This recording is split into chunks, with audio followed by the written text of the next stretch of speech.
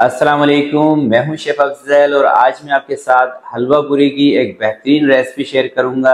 हलवा पूरी दोस्तों नरम मुलायम खस्ता घर में भी बनाई जा सकती हैं, मगर उसके लिए आपको कुछ बातों का कुछ चीज़ों का ख्याल रखना पड़ता है। वो कौन सी चीज़ें हैं, कौन सी बातें हैं जिसका अगर आप ख्याल रखेंगे तो आपकी हलवा पूरी बाजार जैसी बनेगी। और इसका मज़ेदार सालन किस तरह से बनाया जाता है आज की वीडियो में आपको बताऊंगा। उसके क्या सीक्रेट हैं, कौन सा तरीका है, कौन सी ऐसी चीजें हैं जो आपको ऐड करनी चाहिए, कौन सी ऐसी चीजें हैं जो इसमें नहीं ऐड करनी चाहिए, ये भी आज की वीडियो में आपको बताऊंगा।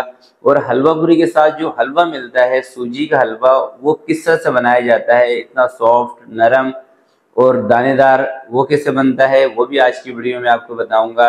और दोस्तों आपसे सिर्फ एक ही रिक्वेस्ट करूंगा कि इस वीडियो को आपने बिना स्किप किए देखना है, क्योंकि मुझे यकीन है कि आप जब भी ये वीडियो देखेंगे तो आप एक मरतबा ये रेसिपी ज़रूर ट्राई करेंगे। तो जब आप रेसिपी को ट्राई करेंगे तो इसके लिए ज़रूरी यह है कि आपने वीडियो को फुल वॉच करना है, ताकि इसके अंदर जो टिप मैं आपको बताऊं, जैसे कि मैं आपको इसके अंदर बताऊंगा कि आपकी पूरियां फुली हुई कैसे बनेगी, पूरियां आपकी नरम मुलायम कैसे बनेगी, उसके लिए आपको क्या करना चाहिए, ये चीज़ें भी आपको बताऊंगा। कौन सा आटा इसमें इस्तेमाल करना चाहिए, कौन सा मैदा इस्तेमाल करना चाहिए, और इसका जो सालन है आलू चने का वो कैसे मज़ेदार बनेगा, उसके बारे में भी कुछ चीज़ें हैं वो भी आपको बताऊंगा। चलते हैं आज की इस मज़ेदार रेसिपी की तरफ और इसको बनाने। बिस्मिल्लाहिर्रहमानिर्रहीम। तो एक पाव दोस्तों छोटे वाले जो चने हैं ना, ये मैंने तकरीबन कोई 6 से 7 घंटे पहले अच्छी तरह से धो के पानी में डिप करके रख दिए थे, और अब दोबारा से इनको मैंने धो के अब इसको मैं शामिल कर रहा हूँ कढ़ाई के अंदर। अच्छा, जब चनों को भिगोया था उस टाइम ना तो इसमें नमक ऐड किया था और ना ही मीठा सोडा, सिर्फ चनों को धो के आपने भिगो देना है। अब इसके अंदर मैं शामिल कर रहा हूँ आधे चम्मच से भी कम खाने का सोडा, इसको बेकिंग सोडा भी कहते हैं। ये तकरीबन 1/4 चम्मच है, सही है। तो सबसे पहले इसको हमने उबाल दिलाना है। जैसे ही दोस्तों चनों के अंदर उबाल आएगा, इसके ऊपर ये जो सफ़ेद सफ़ेद सी झाग आपको नज़र आ रही है, ये आपने रिमूव कर देनी है। अगर आप इसको ना भी रिमूव करना चाहें तो इतना मसला नहीं है। अब 2 अदद मीडियम साइज़ के आलू, जिसको मैंने बारीक बारीक कटिंग कर लिया है, ये इसके अंदर मैं शामिल कर रहा हूँ, और हल्की आंच पे इसको हम पकने देंगे ताकि चने हमारे गल जाएँ और इसके साथ आलू भी अच्छी तरह से बॉयल हो जाएँ। तो जब तक ये चने गलेंगे तब तक हम इसका तड़का बनाते हैं। तड़का बनाने के लिए दोस्तों मैं ले रहा हूँ तकरीबन 5 से 6 जो तेज़ वाली हरी मिर्चें हैं ना, वो जो छोटी हरी मिर्चें आती हैं तेज़, वो आपने लेनी है। और इसके अंदर मैं शामिल कर रहा हूँ 2.5 चम्मच अदरक और लहसुन का पेस्ट। तो अदरक और लहसुन का पेस्ट, चने की जो तरकारी बनती है इसके अंदर हमेशा थोड़ा सा ज़्यादा ऐड किया जाता है, थोड़ा सा पानी। और अब रखेंगे दोस्तों एक फ्राई पैन चूल्हे के ऊपर। सबसे पहले इसके अंदर कोई 5 से 6 चम्मच मैं ले रहा हूँ कुकिंग ऑयल के, और आधा चम्मच इसके अंदर ज़ीरा में शामिल करूँगा। कुछ खड़े मसाले हैं वो इसमें शामिल करेंगे, तेज़पत्ता, बड़ी इलायची 1 अदद, दारचीनी का 1 छोटा सा टुकड़ा, लौंग 4 से 5 पीस, और 1 मिनट से भी कम इसको हमने फ्राई करना है। जैसे ये 1 मिनट से कम फ्राई हो जाएगा, फिर अदरक लहसुन और जो हरी मिर्चों का पेस्ट है ये उठा के डाल देना है, और थोड़ा सा पानी इस जग के अंदर मिक्स करके ये भी इसमें ऐड कर देना है। और अब 2 से 3 मिनट तक के लिए आपने अदरक और लहसुन और हरी मिर्चों को फ्राई करना है, ताकि इसका जो कच्चापन है ये ख़त्म हो जाए। बाकी मसाले इसके अंदर हम बाद में शामिल करेंगे, ठीक है। तो अगर आप इस तड़के की साइंस को समझ जाते हैं ना दोस्तों, तो आपकी जो तरकारी है ये बहुत ही मज़ेदार बनेगी। तो 2 से 3 मिनट इसको फ्राई करने के बाद इसके अंदर आधा चम्मच रेड चिली पाउडर और आधे चम्मच इसके अंदर मैं शामिल कर रहा हूँ कश्मीरी लाल मिर्च का। कश्मीरी लाल मिर्च इसके अंदर हम कलर के तौर पे ले रहे हैं। अगर ये आपके पास ना हो तो थोड़ी सी लाल मिर्चें बढ़ा दें और थोड़ी सी हल्दी। तो 1 से 2 मिनट इसको फ्राई करेंगे। और अब इसके अंदर दोस्तों मैं शामिल करूँगा ज़ीरा पाउडर आधा चम्मच, आधे चम्मच से भी थोड़ा सा कम है, धनिया कुटा हुआ आधा चम्मच, और हल्दी पाउडर ये भी कलर के लिए मैं ले रहा हूँ 1/4 चम्मच। और ये जो मिर्चें हैं इसको भी 2-3 मिनट के लिए मसालों को, मिर्चों को अच्छी तरह से भून लेंगे हम। उसके बाद इसके अंदर शामिल करेंगे दही, 3 से 4 मिनट भूनने के बाद। तो 3 से 4 मिनट इसको मैंने भून लिया है। अब इसके अंदर मैं शामिल कर रहा हूँ तकरीबन 4 चम्मच के करीब दही। अच्छा, जब आपने इसके अंदर दही ऐड कर देनी है ना, तो इसका जो चूल्हा है आपने दम वाली आंच पे कर देना है, यानी कि कम कर देना है। हल्की आंच पे इसको पकने दें 6 से 7 मिनट के लिए। तो जब आप इसको दोस्तों हल्की आंच पे पकाएंगे ना, और जब पूरा ऑयल सेपरेट हो जाए और मसाले के अंदर हल्का हल्का सा दाना बनने लग जाए, मसालों का, मिर्चों का कच्चापन दूर हो जाए, तो आप समझ जाएं ये मसाला आपका रेडी है। इसको चूल्हे से नीचे उतारेंगे और दूसरी साइड पे देखें ये चने जो हमने रखे हैं ना ये भी गल चुके हैं। इसको मैं अभी आपको दिखा देता हूँ। चने अच्छी तरह गलने चाहिए आपके। चने नहीं गलेंगे तो तरकारी के अंदर मज़ा नहीं आएगा, ठीक है। तो अब ये जो हमने तड़का बनाया था ये उठा के इसके अंदर डाल देते हैं और थोड़ा सा इसके अंदर से पानी लेके इसको फ्राई पैन को अच्छी तरह से साफ़ करेंगे।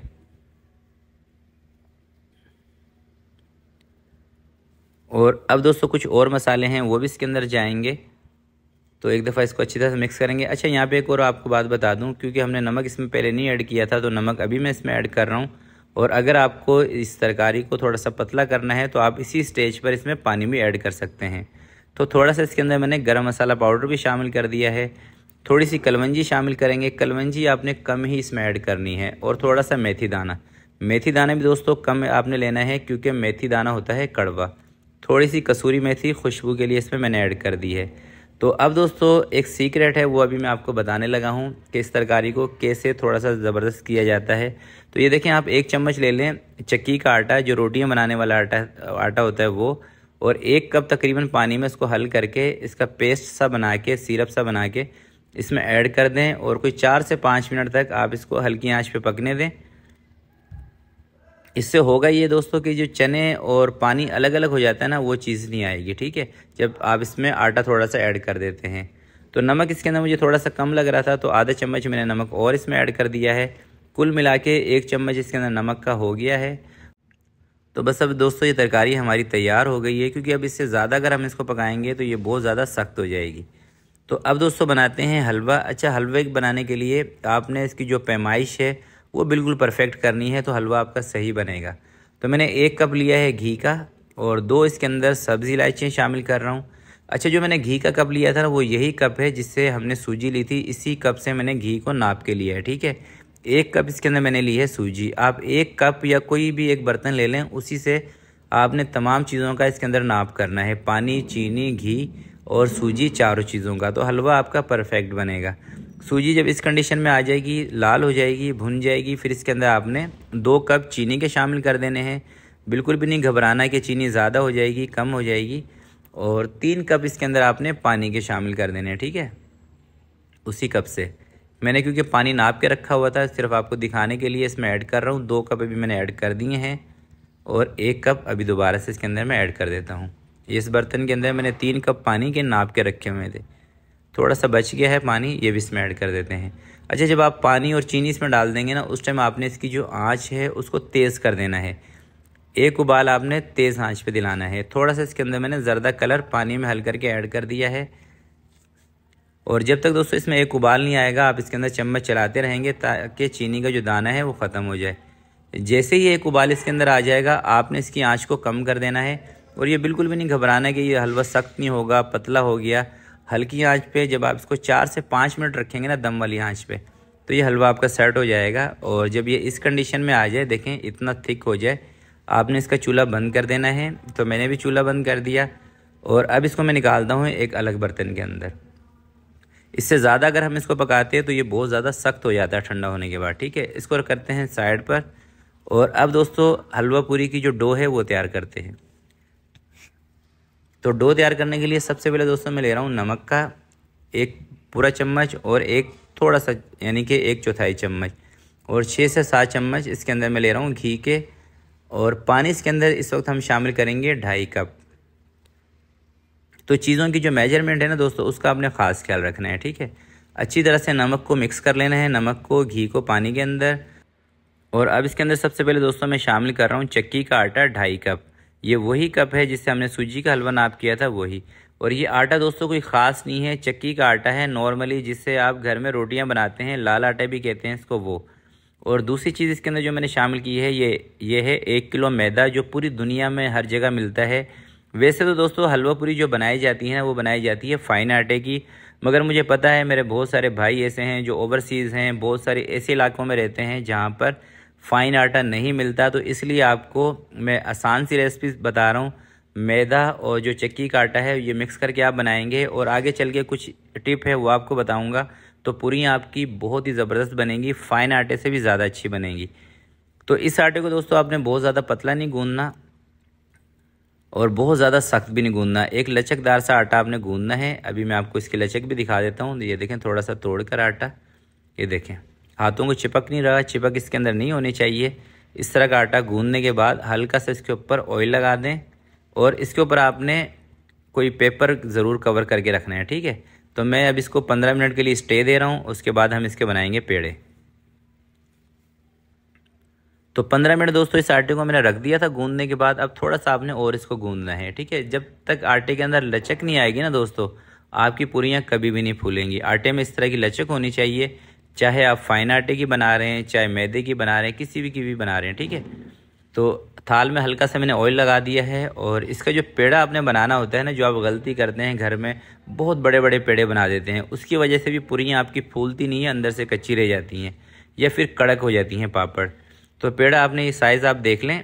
अगर आपके पास वेट मशीन हो तो आप इसका जो वज़न रखेंगे ये 55 ग्राम से लेके 60 ग्राम या 65 ग्राम तक रखेंगे। ये नहीं कि आप 100 ग्राम के 90 ग्राम के पेड़े बना देंगे, फिर उसकी पूरियाँ सही नहीं बनेगी। तो ये कुल टोटल जो हमारा आटा और मैदा मिला के इसका जो वज़न हुआ था, ये था 1 किलो 300 ग्राम, यानी कि 300 ग्राम हमने चक्की का आटा लिया और 1 किलो हमने इसके अंदर मैदा लिया था, ठीक है। पेड़े आपने गिनती करके बताने हैं कितने हैं कमेंट्स बॉक्स में।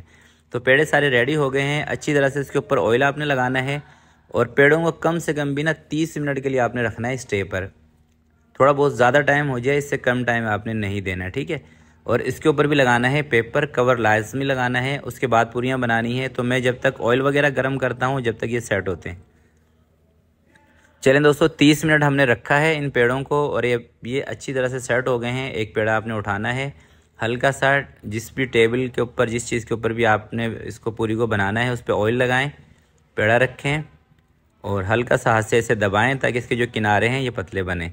उसके बाद बेलन से आराम से बेल लें और हल्का सा हो सके तो बेलन के ऊपर भी आप ऑयल लगा सकते हैं, ठीक है, ताकि ये चिपके ना। वैसे जब आप आटे की जो डो सही बनाएंगे ना, तो ये बेलन के साथ चिपकेगा नहीं, चिपकेगा उसी सूरत में जब आटा आप बहुत ज़्यादा पतला कर देंगे। तो पतला आटा नहीं करना। पतले आटे से एक डिसएडवांटेज आपको ये भी मिलता है कि पूरियों के अंदर बहुत ज़्यादा ऑयल चला जाता है, ठीक है। और ये देखें, आपने बहुत ज़्यादा मोटी भी नहीं रखनी पूरियाँ और बहुत ज़्यादा पतली यानी कि कागज़ की तरह भी नहीं करनी। इस तरह की इसकी थिकनेस होनी चाहिए। तो अब आ जाएं दोस्तों फ्राई की तरफ। अच्छा, फ्राई आप करते हैं, आपसे क्यों पूरियाँ कड़क हो जाती हैं, फूलती क्यों नहीं, इसकी क्या वजह है दोस्तों? इसकी वजह यह है कि आप जब घर में पूरियाँ बनाते हैं, इसको ठंडे ऑयल के अंदर फ्राई करते हैं। देखिए, पूरियाँ फूलेंगी भी जब आप इसको थोड़े से तेज़ ऑयल के अंदर फ्राई करेंगे और नीचे जो आँच है उसको भी तेज़ रखेंगे। ठंडे ऑयल के अंदर पूरियाँ कड़क हो जाती हैं, फूलती नहीं है, पापड़ बन जाती हैं। तो पूरियों को नरम बनाने के लिए आपने इसको तेज़ आंच पे फ्राई करना है और बहुत जल्दी, यानी कि कोई 20-25 सेकंड के अंदर एक पूरी बन जाती है, या शायद इससे भी थोड़ा सा जल्दी टाइम लग गया होगा, जैसा आपको स्क्रीन पर नज़र आ रहा है। तो पूरियाँ जल्दी जल्दी बनती हैं। शर्त यह है कि आपका जो ऑयल है ये तेज़ गर्म होना चाहिए।